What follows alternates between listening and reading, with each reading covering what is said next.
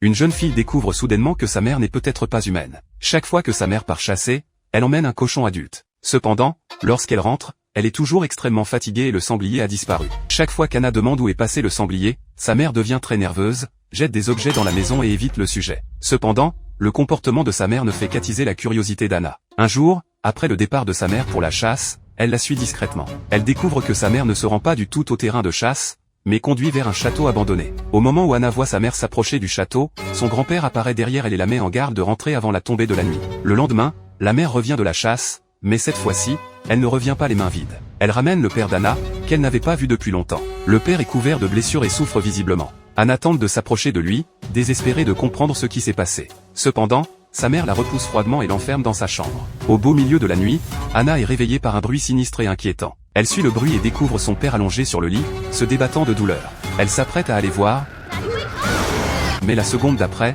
lorsqu'Anna se réveille, elle est de retour dans sa propre chambre. Cet incident fait immédiatement réaliser à Anna que ses parents cachent certainement un sombre secret. Le lendemain, elle les suit discrètement lorsqu'ils partent chasser. Comme elle s'y attendait, ses parents ne se rendent pas au terrain de chasse, mais au château. Pour confirmer ses soupçons, Anna se faufile dans le château après le départ de sa mère. À sa grande surprise, elle assiste à une scène d'une incroyable horreur.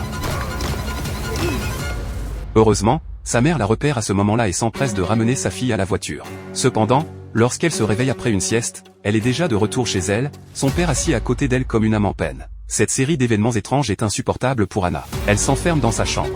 Cependant, au milieu de la nuit, elle entend quelqu'un frapper à la porte de sa chambre.